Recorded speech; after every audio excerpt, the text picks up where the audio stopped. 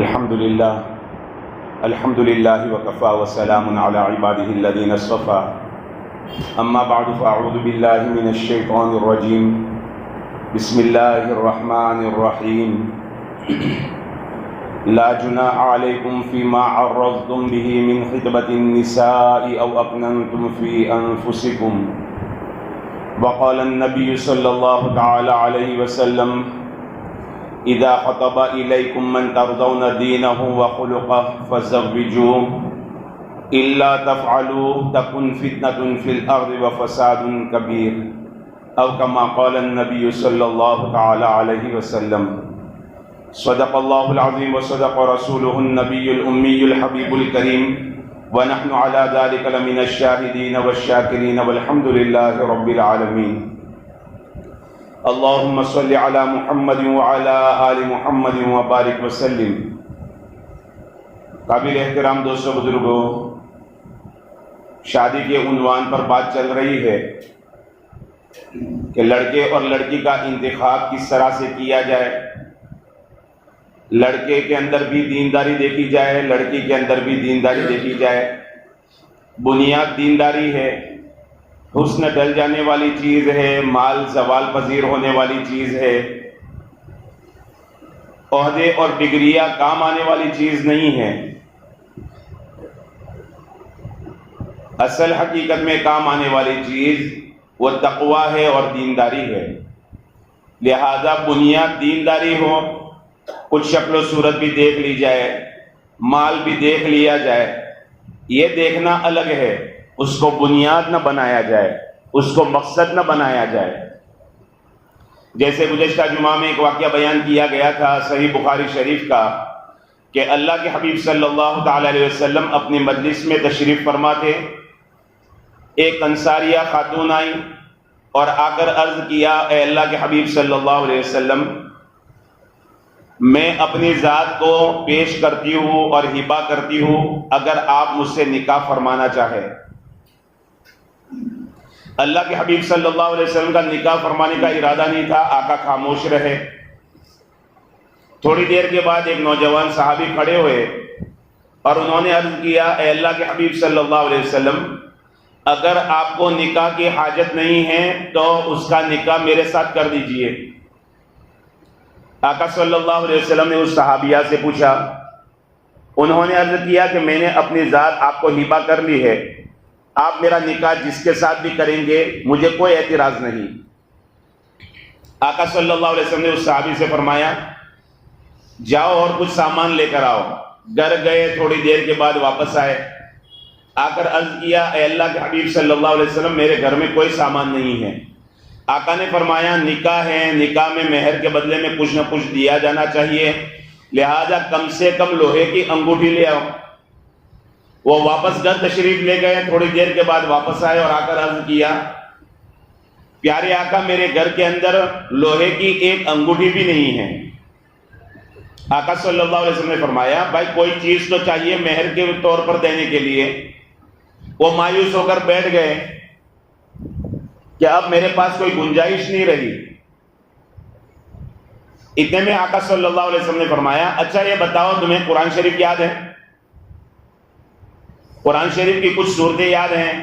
انہوں نے فٹافٹ صورتیں گنانا شروع کر دیا، سورۃ قضا، سورۃ قضا، سورۃ قضا، یہ سورت بھی مجھے یاد ہے، یہ سورت بھی یاد ہے، یہ سورت بھی یاد ہے۔ اللہ کے حبیب صلی اللہ علیہ وسلم نے فرمایا، بس بس میں نے تمہارا اس کے ساتھ نکاح کر دیا۔ آج ہمارا معیار کیا ہے؟ ہمارا معیار یہ ہے کہ پہلے لڑکا اپنے پیروں پر کھڑا ہو جائے، یہ ہمارا مزاج بنا ہوا ہے، وہ کمانے والا بنے، اس کے بعد ہم شادی کریں گے۔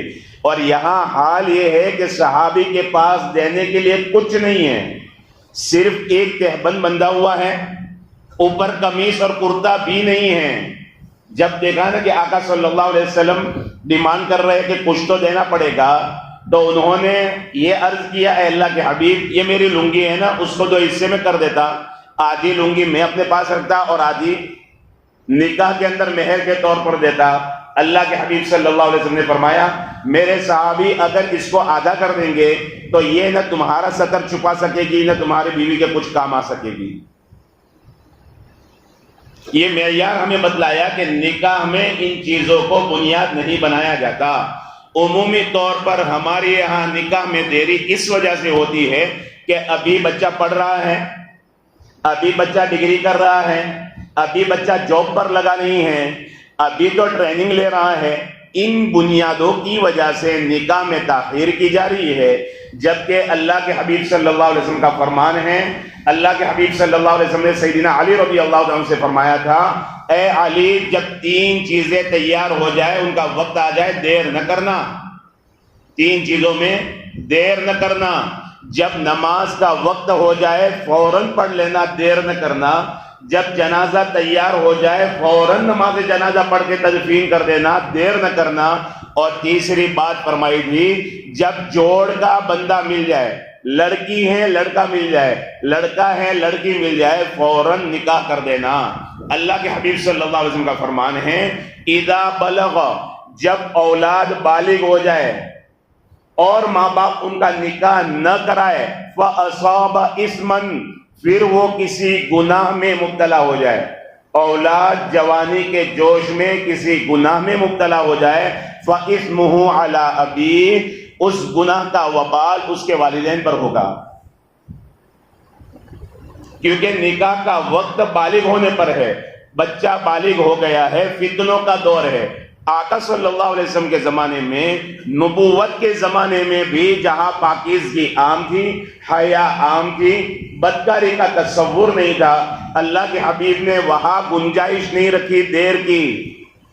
آج تو فتنے ہیں، آج انٹرنیٹ ہے، انٹرنیٹ نے ایسا ہمارا معاشرہ تباہ کیا ہے، پھر ماں باپ چھوٹی چھوٹی باتوں کو لے کر نکاح کو دیر سے کرتے ہیں، جس کی وجہ سے اولاد کا ایمان اور اولاد کی حیا خطرے میں پڑ جاتی ہے۔ لہذا لڑکے اور لڑکی میں دینداری کو دیکھیں۔ پھر منگنی ہوتی ہے، منگنی کے اندر منگنی ہے کیا؟ منگنی کی حقیقت اسلام اور شریعت میں وعدہ نکاح کی ہے۔ ایک بندے کی بچی ہے، ایک بندے کا بچہ ہے، دونوں کو رشتہ پسند ہے، اب آپس میں منہ میٹھا کر دیا کہ بھائی ہاں، ہم ہمارے بچے کا نکاح کریں گے تو آپ کی بچی سے کریں گے۔ بچی والوں نے یہ کہہ دیا اور وعدہ کیا، ہم ہماری بچی کا نکاح کریں گے تو آپ کے بچے کے ساتھ کریں گے۔ یہ ہے وعدہ نکاح، اس کا نام منگنی ہے۔ ہمارے سماج کی منگنی کو لے لیا جائے اور اسلامی تصور کی منگنی کو لے لیا جائے، زمین آسمان کا فرق ہے۔ اب منگنی ہو گئی، منگنی میں بھی بہت ساری غلط رسومات، اللہ کرے کہ ہمارے یہاں وہ چیزیں نہ ہوں۔ انگوٹھی پہنانے کی فیشن اور وبا عام ہوتی چلی جا رہی ہے۔ لڑکا لڑکی اگرچہ آپس میں منگیتر ہے، لیکن وہ ویسے ہی نامحرم ہے جیسے تیسرا لڑکا ہے۔ ان کے لیے ایک دوسرے کے بدن کو چھونا جائز نہیں ہے، بالکل جس طرح سے نامحرم لڑکے کے لیے لڑکی کو چھونا حرام، منگیتر کے لیے بھی اپنے منگیتر کو چھونا حرام۔ انگوٹھی اور رنگ پہنانے میں یقیناً ہاتھ پکڑنا پڑتا ہے، انگلی پکڑنی پڑتی ہے، اور یہ کہاں ہو رہا ہے ہم سوچے تو صحیح۔ دوسرے نمبر پر، چلو کسی بھی طرح اس لڑکے نے یا اس لڑکی نے نہیں پہنائی، اس کے بدلے میں کسی بڑے نے پہنا دی، لیکن اب مسئلہ یہ آتا ہے کہ اس امت کے مردوں پر سونا حرام ہے اور انگوٹھی سونے کی ہوتی ہے۔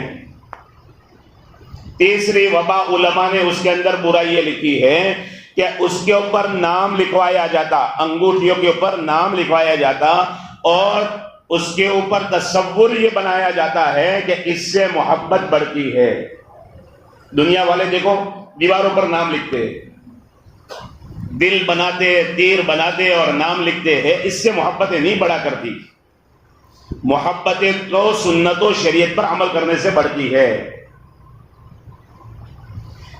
پھر اس کے بعد ایک خرابی اور ہے، منگنی ہو جانے کے بعد عمومی طور پر ہماری یہاں کمزوری یہ ہے کہ اب لڑکے کو سرٹیفکیٹ مل گیا لڑکی سے بات کرنے کا، اور لڑکی کو سرٹیفکیٹ مل گیا لڑکے سے بات کرنے کا، حالانکہ نکاح سے پہلے دونوں کا بات کرنا حرام ہے۔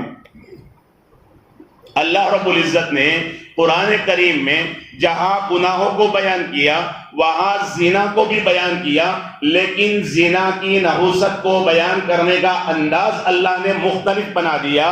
وَلَا تَقْرَبُوا الزِّنَا، زنا کے قریب بھی نہ جاؤ۔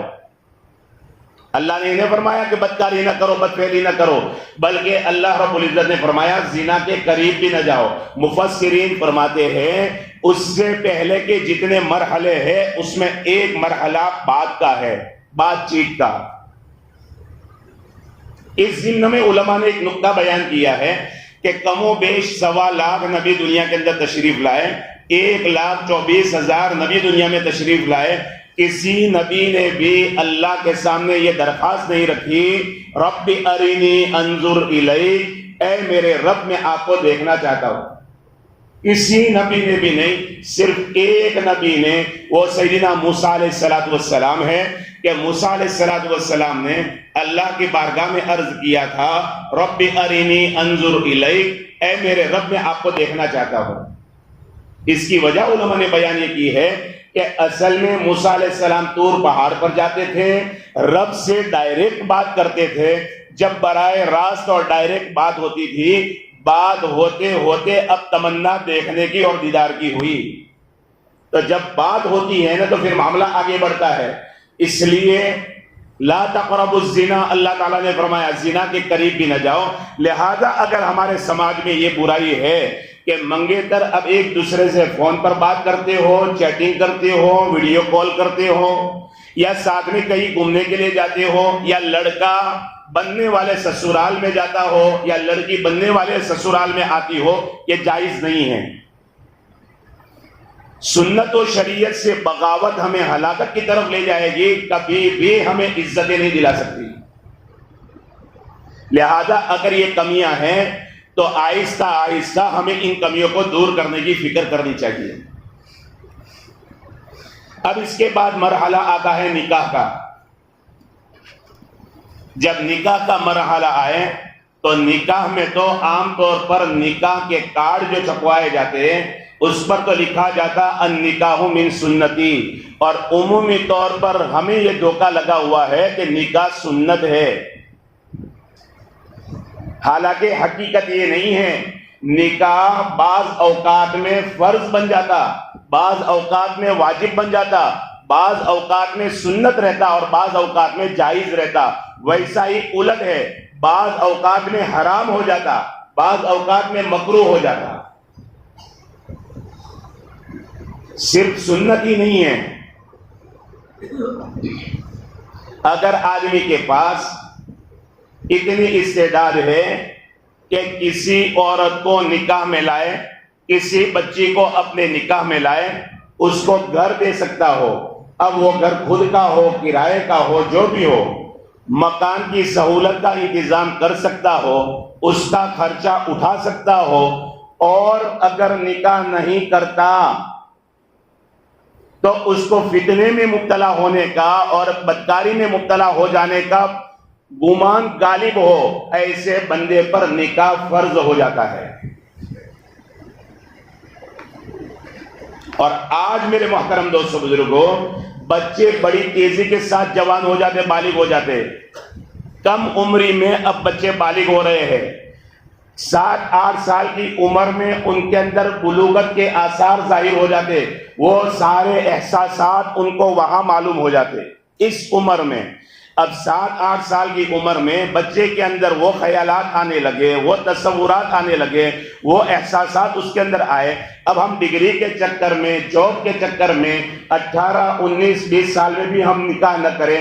21 سال گورنمنٹ نے جو قانون طے کیا ہے، لڑکا 21 سال کا ہو، لڑکی 18 سال کی ہو، اس عمر پر پہنچ کر بھی ہم نکاح نہ کریں تو اتنے لمبے زمانے تک جذبات کیسے قابو میں رہیں گے؟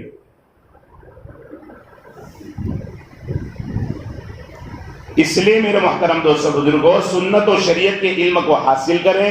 ہم سمجھے آج کے دور کی نزاکت کو۔ ماں باپ اپنے زمانے کا سوچ رہے، ہمارے زمانے میں بڑے بھی لڑکے لڑکیاں ساتھ میں کھیلتے تھے، کوئی بدگمانی نہیں کرتا تھا، وہ دور الگ تھا۔ آج کا دور الگ ہے، اس کو سمجھنے کی ضرورت ہے۔ آج حالات سنگین ہیں، اخبار پڑھ کر دیکھیے، آپ کو معلوم ہوگا. آپ ٹی وی کے اوپر نیوز دیکھیں، موبائل کے اوپر نیوز دیکھیں، آپ کو معلوم ہوگا کیا کچھ نہیں ہو رہا.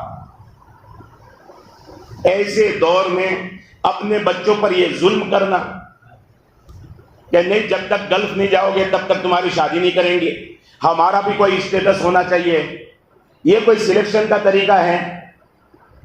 یہاں اپنی اوقات دکھانے کا وقت نہیں ہے، اپنا اسٹیٹس دکھانے کا وقت نہیں ہے.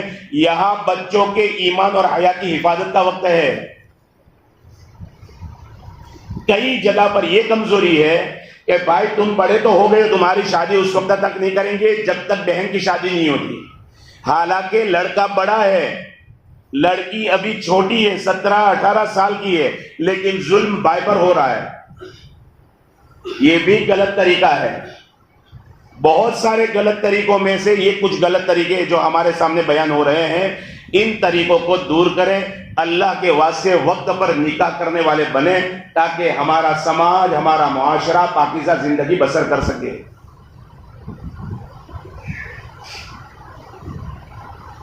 اسلام نے ہمیں وہ پاکیزہ اصول دیے ہیں جن اصول کی روشنی میں عمل کرنے کی وجہ سے بندہ دنیا میں بھی عافیت کی زندگی گزارتا ہے اور آخرت میں سرخروئی پاتا ہے.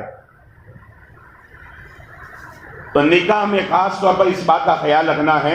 پھر اس میں کوتاہی ہوتی ہے. بعض مرتبہ لڑکا آوارہ قسم کا ہوتا ہے جو ماں باپ کی نہیں سن رہا، کمائی میں دھیان نہیں دے رہا، لیکن جان بوجھ کر اس کا رشتہ کسی لڑکی سے کر دیا جاتا اور یہ سوچ کر کیا جاتا کہ جب وہ شادی ہو جائے گی یہ ذمہ داری اس پر آئے گی، ذمہ داری کا بوجھ آئے گا، سدھر جائے گا. کسی کی معصوم بچی کی عمر کے ساتھ کھیلنے کا آپ کو کوئی حق نہیں ہے. پہلے اپنی اولاد کو سدھاریے، اس کے بعد اس کا نکاح کیجیے. آپ اتنے بڑے ہو گئے، آپ کی اولاد آپ سے نہیں سدھری، ایک معصوم بچی سے کیسے سدھرے گا وہ؟ اس طرح سے ہرگز نہ کرے. بعض مرتبہ یہ ہوتا ہے لڑکی میں کوئی کمی ہوتی ہے، مینٹلی ڈسٹرب ہوتی ہے یا فزیکلی ڈسٹرب ہوتی ہے، کوئی ایسی بیماری ہے، یا ماں نہیں بن سکتی یا بیوی بننے کے لائق نہیں ہے، لیکن جب رشتہ دیکھنے کے لیے آتے ایک کو چھپا دیا جاتا، نکاح کے بعد یہ چیز ظاہر ہوتی. یہ بھی غلط طریقہ ہے. پھر اس میں ایک کمی ہمارے سماج کے حساب سے، ماں کو بہت کچھ معلوم ہوتا اپنی اولاد کے بارے میں، میرے بچے کا کیا معاملہ ہے، میری بچی کا کیا معاملہ ہے. باپ باہر رہنے والا، باپ کو اتنا معلوم نہیں ہوتا جتنا ماں کو معلوم ہوتا.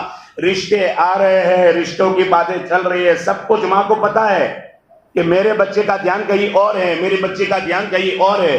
ماں ساری باتیں چھپا دیتی ہے، دبا کر رشتہ کیا جاتا. اخیر کے اندر نقصان یہ ہوتا کہ طلاق کی نوبت آ جاتی. یا چھپانے کا وقت نہیں ہے، اس کو ظاہر کر دیا جائے، باپ کو بتا دیا جائے کہ معاملہ یہ ہے، اس کے ساتھ اس کی دوستی ہے، اس کے ساتھ اس کا تعلق ہے. پھر جوان بچوں کو لے کر بیٹھا جائے، ان کو پوچھا جائے اور دینداری دیکھی جائے، اس کے بعد رشتہ کیا جائے. بہرحال میرے محترم دوستوں بزرگوں، ان کمیوں کو دور کرنے کی ضرورت ہے.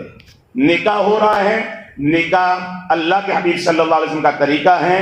اللہ کے حبیب کے طریقے کو اللہ کے حبیب کے طریقے کے مطابق کیا جائے. اللہ کے نبی صلی اللہ تعالی علیہ وسلم کے نکاحوں کے بارے میں گزشتہ جمعہ میں بھی بتایا گیا تھا. نکاح کی مجلس کے اندر بھی حضرت صفیہ کا نکاح بیان کیا گیا تھا. آقا نے کتنی سادگی کے ساتھ نکاح کیا ہے، رسم و رواج نہیں تھے. آقا صلی اللہ علیہ وسلم فرماتے ہیں اعظم النکاح برکتاً ایسرہ مؤونہ، سب سے برکت والا نکاح، عظیم نکاح برکت کے اعتبار سے وہ ہے جو جس میں خرچہ کم سے کم ہو، خرچہ کم سے کم ہو. اب ہمارا نظریہ یہ بن گیا ہے میں نے کسی کا کھایا ہے تو مجھے تو کھلانا پڑے گا. اللہ کے بندو، کوئی تو سمجھدار نکلو، ان رواجوں کو ختم کرو. کیوں اپنی اولاد پر ظلم کرتے ہو؟ عقیقے کا وقت بچے کے پیدائش کے 7ویں دن ہے. اس غلط رواج کی وجہ سے بچوں کا عقیقہ ان کی شادیوں کے وقت میں ہو رہا ہے. اللہ کے حبیب صلی اللہ علیہ وسلم فرماتے ہیں ہر بچہ اپنے عقیقے کے بدلے میں مرہون رہتا ہے، گروی رہتا ہے. کیا مطلب؟ بلائیں، مصیبتیں، آفتیں، بیماریاں بالکل اس کو گھیری ہوئی ہوتی ہے. عقیقہ کر لیا جاتا ہے، یہ ساری تکلیفیں دور ہو جاتی. اور ہم عقیقہ کب کر رہے ہیں؟ کیونکہ کھلانا ہے. ایک طرف رواج بھی ادا کرنا ہے اور دوسری طرف خرچ سے بھی بچنا ہے کہ چلو نا اس وقت عقیقہ کر لیں گے تو اپنا خرچہ اس میں آ جائے گا. یہ غلط طریقہ ہے میرے محترم دوستوں بزرگوں. ہر عبادت کا ایک وقت اللہ کے حبیب صلی اللہ علیہ وسلم نے ہمیں بتلایا ہے, اس وقت پر کرنے والے بنے. عقیقے کا وقت جو بتایا ہے اس وقت عقیقہ کریں. نکاح کا جو وقت اللہ کے حبیب صلی اللہ علیہ وسلم نے ہمیں بتلایا ہے اس وقت میں نکاح کرنے والے بنے.